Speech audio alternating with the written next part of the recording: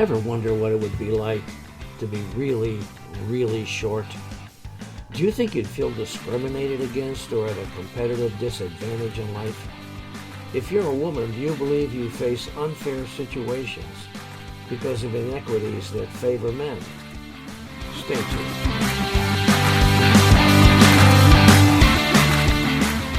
Welcome to Lean to the Left, home of no-holds-barred commentary, plus interviews with fascinating people, some of them top experts, others simply with interesting stories to tell. You'll never know who'll show up at Lean to the Left. Now here's your host, Bob Daddy.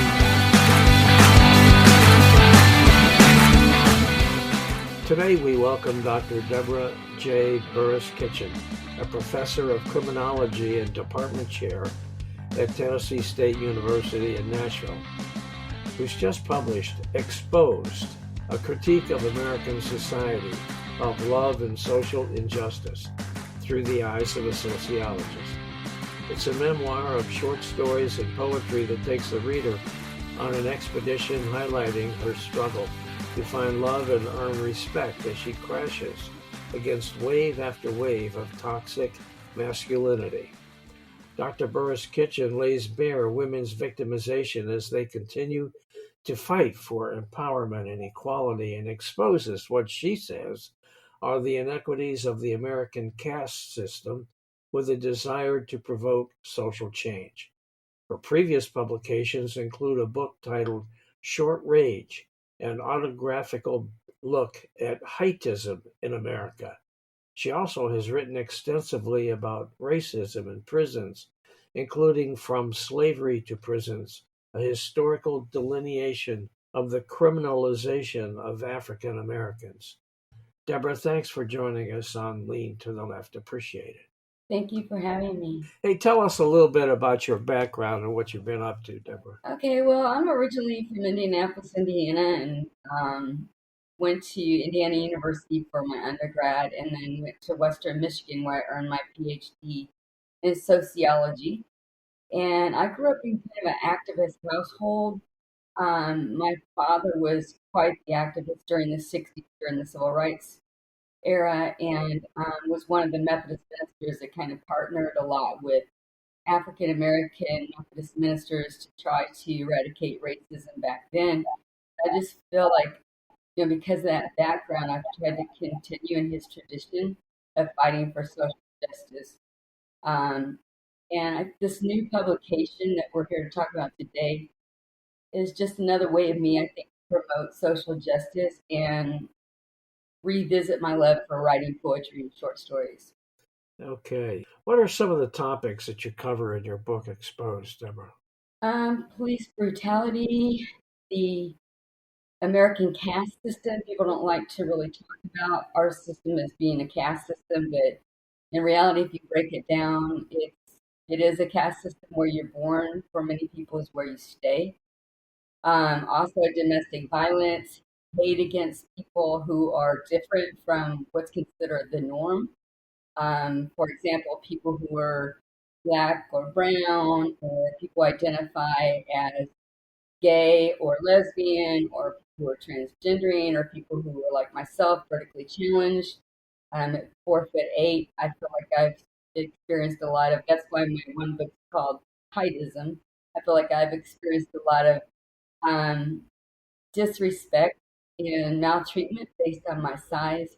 So just dismissing people and the maltreatment of people because they don't fit the normal stereotype, and just judging people because they look a certain way based on their physical characteristics. Okay. The heightism thing kind of got me because I'm not very tall. I'm 5'5", and I never thought about heightism as a thing. But I guess for a lot of short people, it is, especially if they're really short, like a lot shorter than me. So is that something that you deal with personally?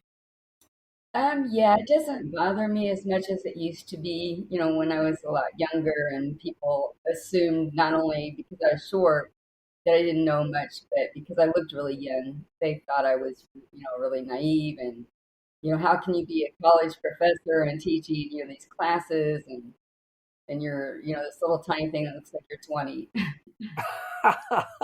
So little tiny thing. How tall are you? I'm 4'8". You're what? 4'8" tall. 4'8". Oh, okay. Well, my mom was 4'11 3/4, and she insisted always that she was 5 feet tall. And then, of course, as she got older, she shrunk. Right, As right. I guess we all do. I don't know. I haven't actually attempted to check my height because I'm afraid that maybe I did shrink and I don't want to know it. Yeah. Well, I think there are lot more serious isms than, Oh yeah, there are. There certainly are. Absolutely. yeah, Absolutely. like racism would be a good example. Absolutely. 100%. Sexism would be another one, Definitely. right? And I guess you write about all that stuff, right? Absolutely. Yeah. How can we transcend stereotypes based on height, race, poverty, transgender, etc.? How can we do that?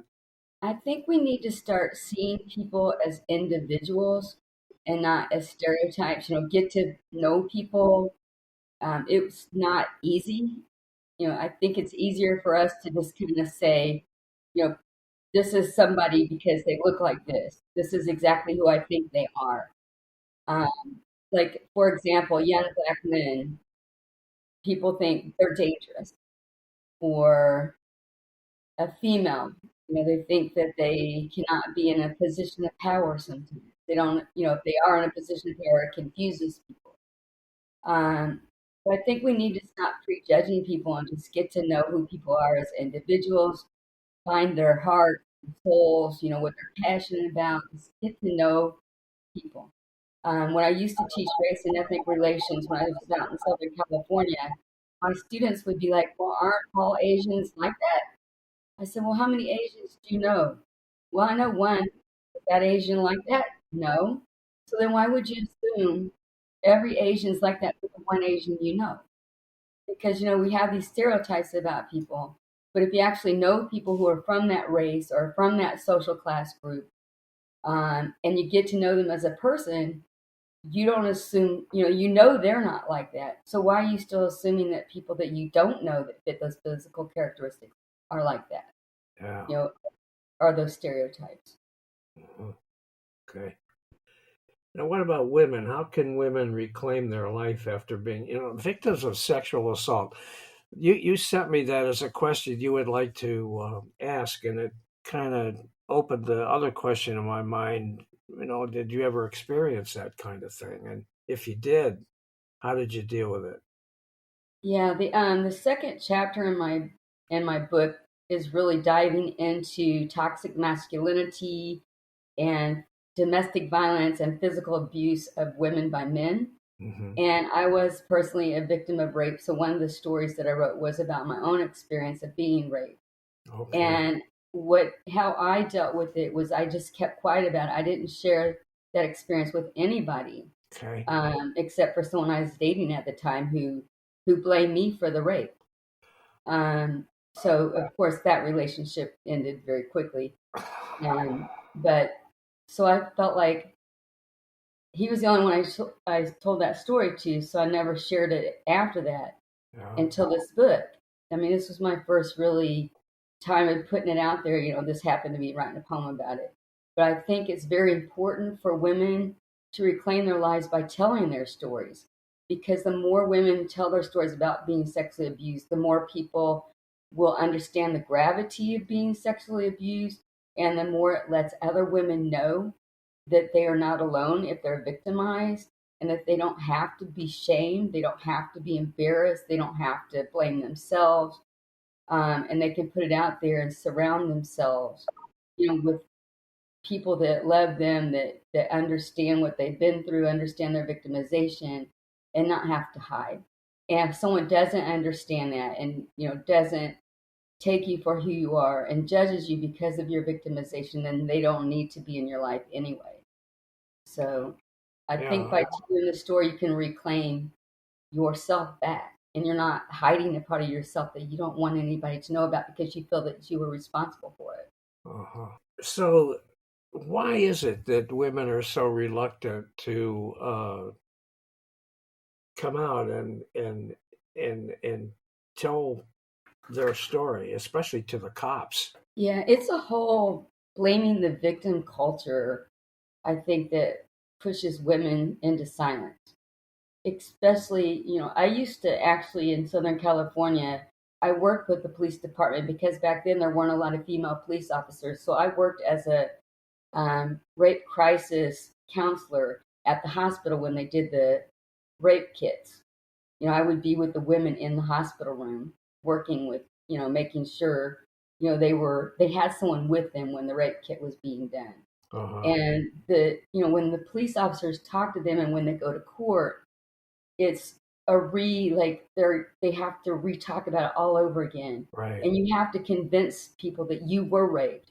It's not the other way around. You have to convince them that that you didn't do something wrong, but someone victimized you. And I think that's what makes it really hard. Is just having to readdress the whole thing, have to relive it, and then you have to convince people that you were the victim. Do you know, is there a difference between how women are treated in cases like that by female judges as opposed to male judges?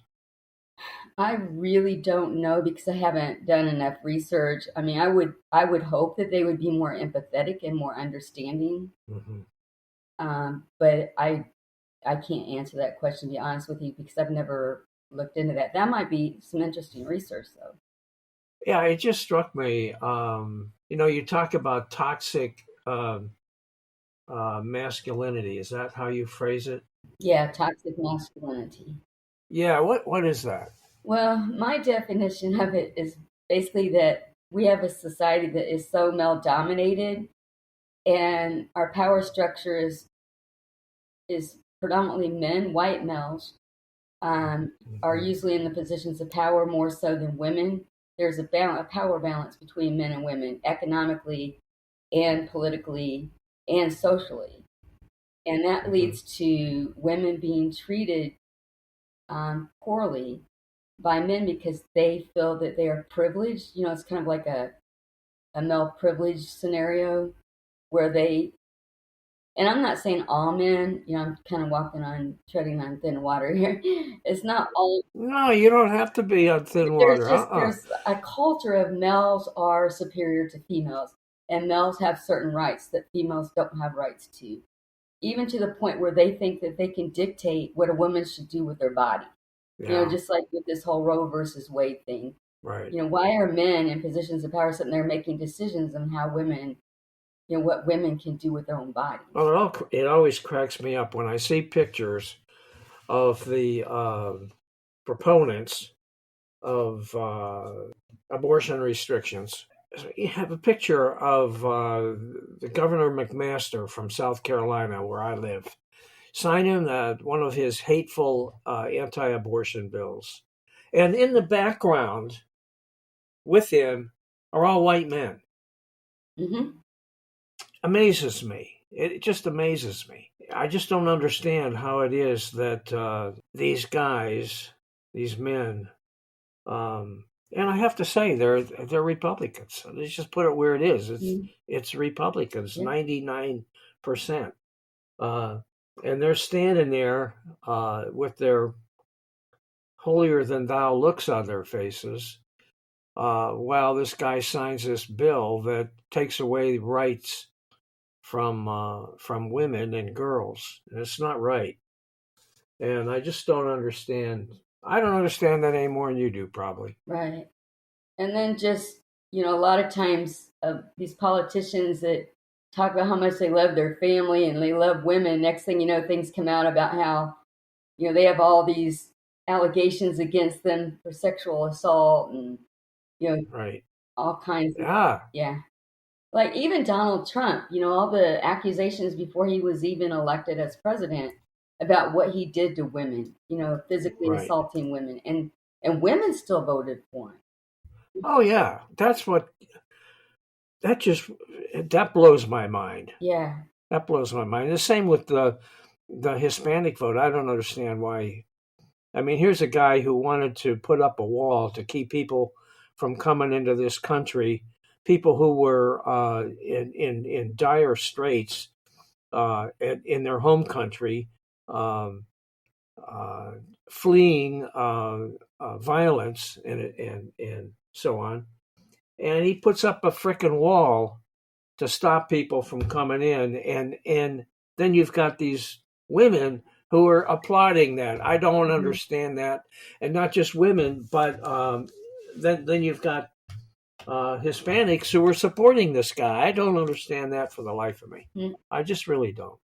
No, it doesn't make any sense to me either. Yeah. Yeah. Now, what do you hope the reader will take away, from your book? You spent a lot of time and effort working on this thing, right? What do you want people to kind of walk away with? Well, I would hope the reader kind of develops some empathy for the other, better understands the negative impact that and harm of dismissing other people and hierarchically ranking other people has on other people. Mm-hmm. For example, women, poor, people of color.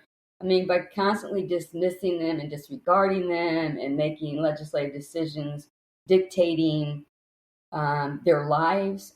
I mean, I hope that people understand that that is very harmful and impactful, and it leads to all kinds of things like police brutality. It leads to suicide. It leads to self-hatred, self-loathing of people who are in these categories that have been marginalized by people in positions of power. And it also leads to, I think, a culture of people who hate, who are disrespectful, who are jealous, who fear the other. And I just want people to get out of this book that we need to stop doing that. We need to live our lives as one. I mean, we are one people in this country, and everything was promised to everyone in this country. Life, liberty, the pursuit of happiness is for everyone. It's not Right. just for, people in positions of power and predominantly the white male. So they're preaching hate all the time has led to just this chaotic system that kind of closes off freedom and certain rights to people who don't fit into who they are. And if people can get that out of my book, and then actually have empathy and want to fight for equality and justice for everyone, then that's my hope. If I even get 10 people to say, hey, I'm going to go out and do something about this, or I want to talk to somebody about this. Okay, good. I'm just wondering, your bio says that you're an activist who fights against violence, racism, exploitation, greed, and capitalism. You want to explain that? That's a lot you're fighting against. Yeah, it is. And I used to be very, very active when I was younger. And now I tell my students that I give them the information in the classroom, and it's their turn to go out and fight the battles because I'm too old for this. But I used to actually take busloads of students to downtown Los Angeles to protest, police brutality cases. Oh, yeah. And, I used to, walk the streets, with signs just like it, right next to everybody else. Yeah.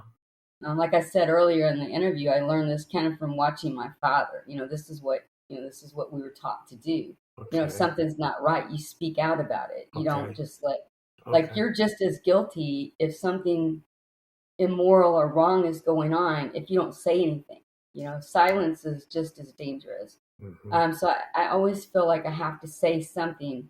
But right now, what I mostly try to do is, just in my classrooms, make sure that I challenge my students to think about the injustices, to critically think.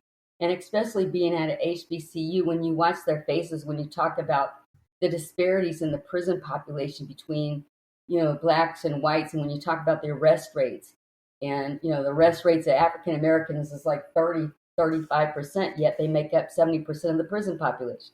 you have to bring up, when you bring up stuff like this, I think it, gets students to critically think about issues of racism and systemic racism in general and systemic economic disparities and how this leads to the marginalization and criminalization of people because we just buy into, well, this is the way that it has to be. And of course, blacks are more dangerous than whites. And you have to point out, no, it's not. And if they get angry enough, then I tell them, okay, it's time for you to, be the next, what was her name? The one that did the inauguration, Amanda Gorman. It's your turn to be the next Amanda Gorman, and go out and and protest about this. This makes me mad. 1 in 4 of my brothers are locked up in prison. It's time to be angry. Yeah. So I try to always, have my students critically think about the inequalities and the systemic racism, that's existing in our society. Okay. And encourage them to vote. Yeah, Please go out and vote. Sure. Now, another of the hot button words in that sentence is greed. You talk about fighting against greed. My feeling has been for a long time that this country, everything that goes on in this country almost is based on greed. Right. Especially when it comes to political stuff. Do you agree with that? Absolutely. I mean, a lot of the political maneuvering is based on how can I get and keep my piece of the pie. Yeah.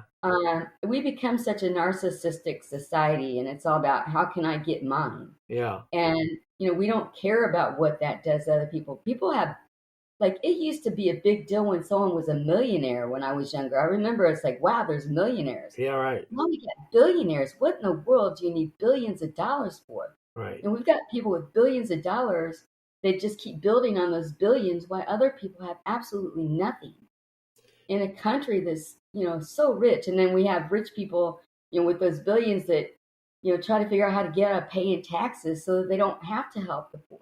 What's it going to hurt them to pay their fair share of taxes so we can feed school-age kids? Yeah, right. People don't even want to feed kids and, free lunch in school. Why would we do that? Right. Well, why wouldn't we? Why wouldn't we feed children who need food? Exactly. Right. And then the last word in that sentence is capitalism. So are you against capitalism? What our capitalism looks like? Yes. I consider myself a democratic socialist. Okay. I really think we need to redistribute the money. And capitalism is based on a system where, you're rewarded. Well, you supposedly produce something and you're not really the one physically producing it. You probably produce the idea. So you're not manually doing most of the labor probably. But so you produce something and then, you sell that and you convince people that they need it. And, you sell a product that not only do you convince them that they need it, but then it's a product that you have to throw away in 2 or 3 years. So that you become addicted to this product. Like, look at this laptop, Zoom, right? Can any of us live without cell phones, laptops, Zoom? We all have to keep continuing to invest in these products that they get us involved in using or needing.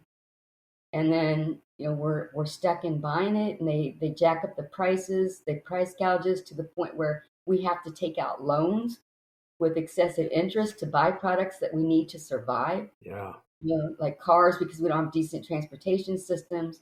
Who can just go out and buy a $30,000 car? You have to go out and get a loan and you pay 17% interest or whatever to, and you're paying $60,000 for a $30,000 car that should probably really be about $10,000. It's just a whole, it's a mess. Capitalism is a mess. Well, if you can find a $30,000 car. Right. Well, anymore, that's at least a new one. Right. For sure.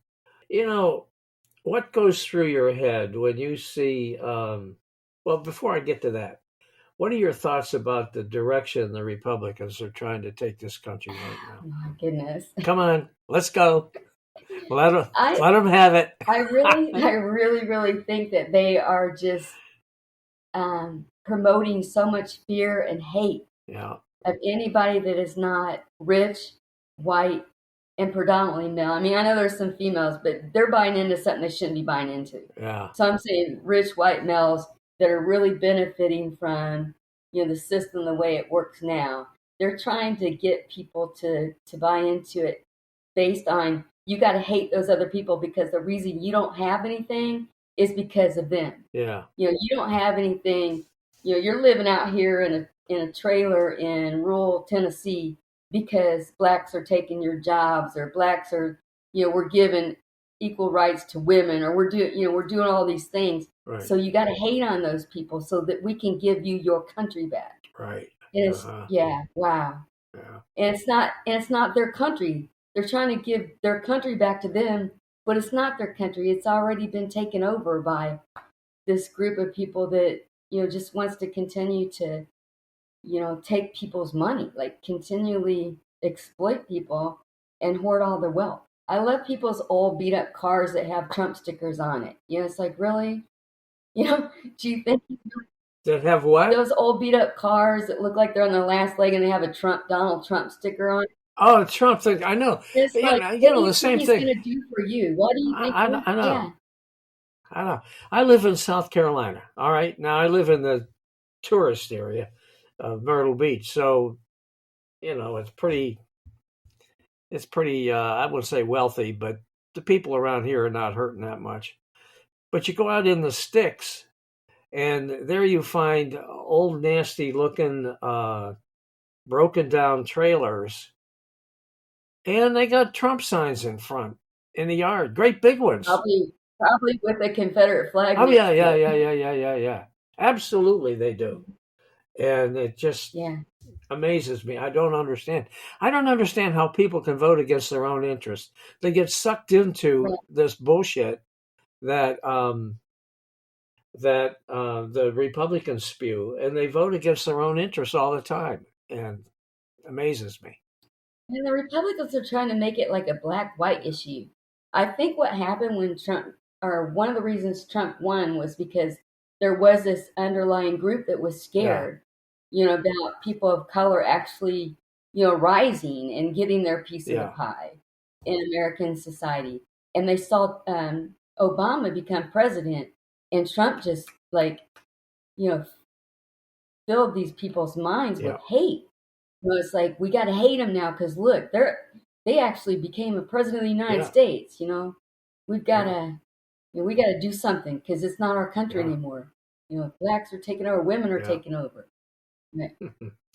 So, what goes through your head when you see female politicians like Marjorie Taylor Greene and some of those other wackos that the Republicans trot out? When they suck up to Trump and support the Republicans' right-wing social initiatives, what goes through your head when you see that? Oh, it just makes me sick to my stomach. But then I also kind of feel sorry for her. I almost feel like she's going to be in a straitjacket soon. She looks like she's just about ready to have to go to, some you mean MTG? Recovery. Yeah. Yeah. Like she's gonna have to be put in a recovery center soon because she's wound really, really tight. But yeah, I mean, Trump's never gonna do anything to improve her life. I mean, he's not interested in that.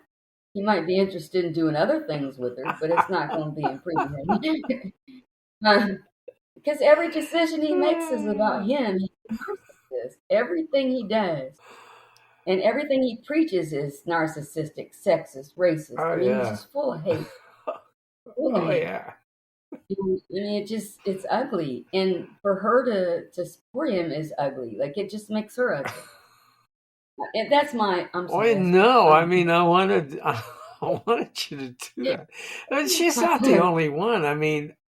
Oh, I know. I know.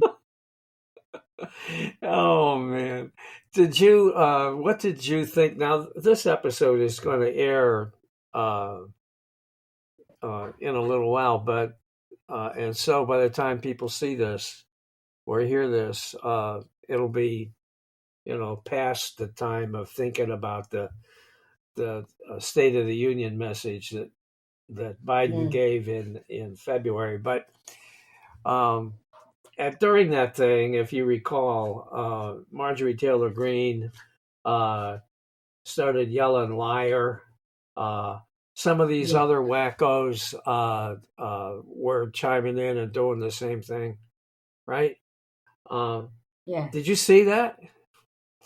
I did. That's what made me think they look like they're about ready to be taken off in a straitjacket. I mean, there is. Oh man! And then there I mean, was, and then there was. it's the mentality of storming the Capitol. It's that same mentality when they were Oh storming the yeah, Capitol. oh yeah, yeah, Yeah. yeah. I was really happy to hear that guy that put his feet up on Pelosi's staff member's desk got sent to the clink for I don't know 6 years or something.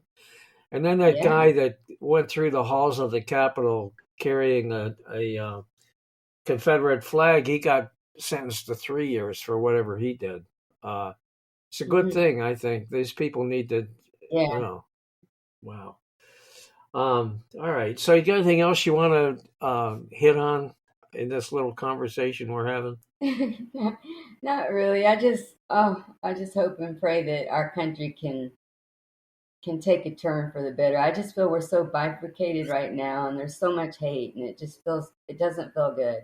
Yeah. I mean, it just does not feel good. There's so much ugliness and so much hatred.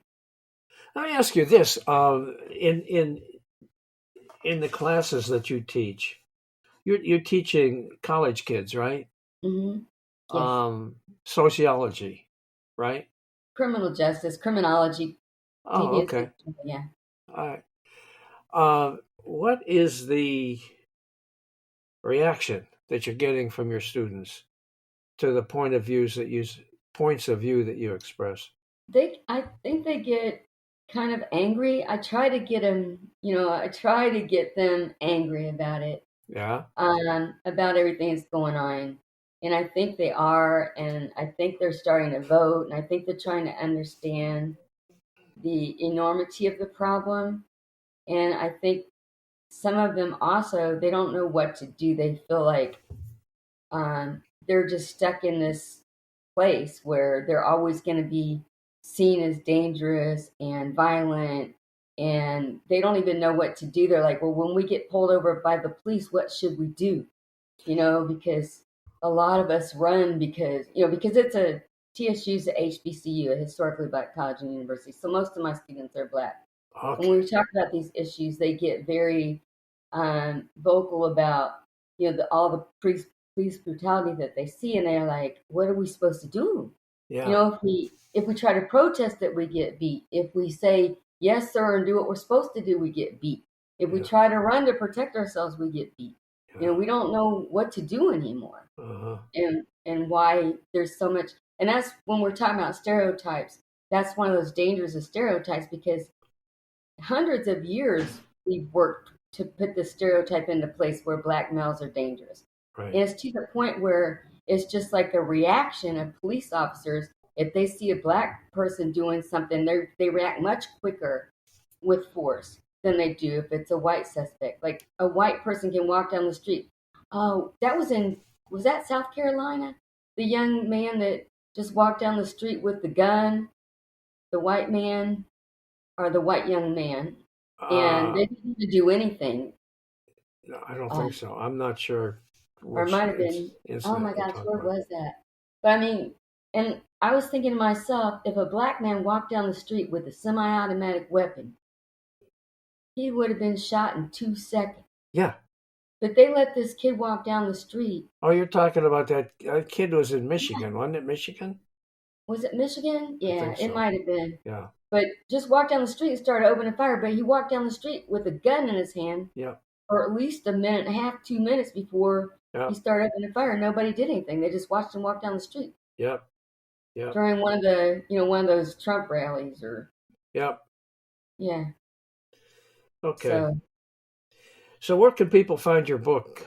Amazon.com. And I was gonna get the link and I forgot to.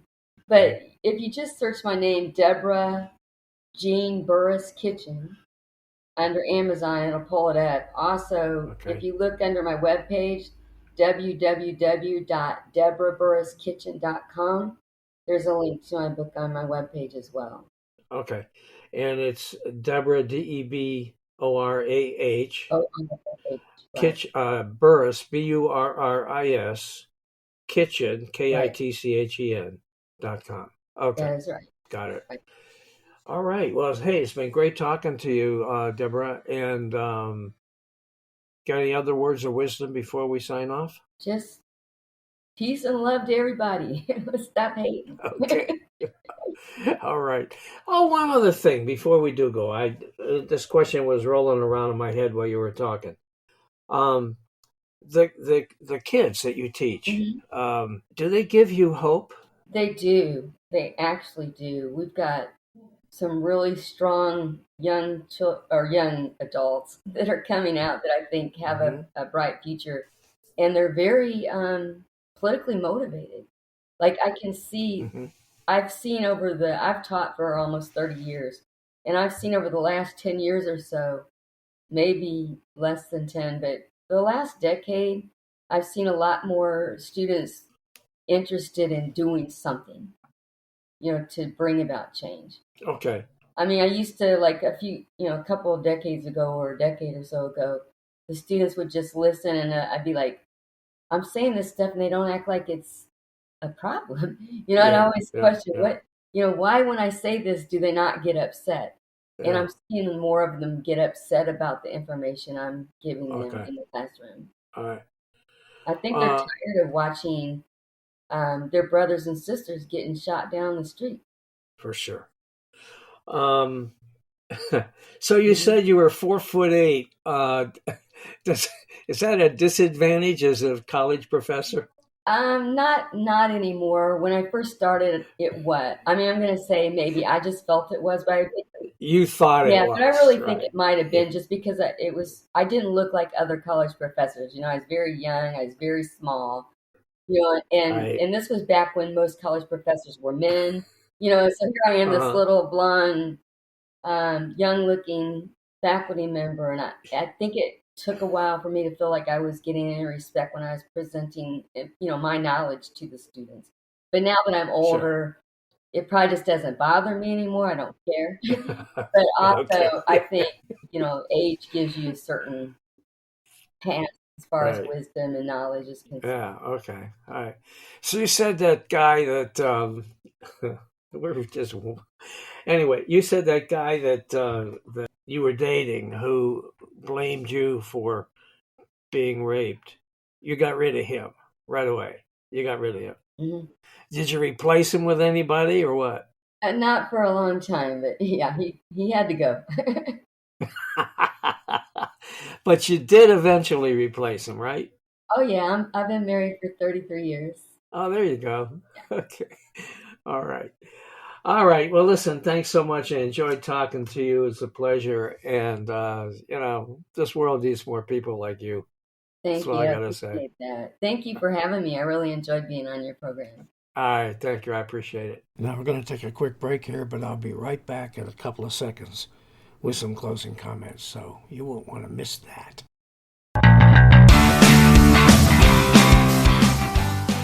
Hey guys, thanks for listening. Hope you enjoyed this podcast and that you'll come back on a regular basis and check out our interviews with guests on topics that I hope you find interesting, entertaining, and enlightening. Our episodes stream weekly, every Monday. Let your friends know about this podcast and take a minute to subscribe. Just go to podcast.leantotheleft.net to subscribe, check out the upcoming interview schedule, and listen to all of our episodes. And follow us on social media. Facebook at the Lean to the Left Podcast, Twitter at Lean to the Left 1, Instagram at BobGaddy_Lean to the Left, and TikTok at Lean to the Left. And you can watch the episodes at YouTube at Lean to the Left. And don't forget to visit our blog site, leantotheleft.net, where you'll find commentary on the news by some excellent writers with progressive perspectives on a whole range of topics. You can sign up as a member there, and of course, it's all free. Now, this is Bob Gaddy signing off for Lean to the Left. Thanks for sharing your time with us.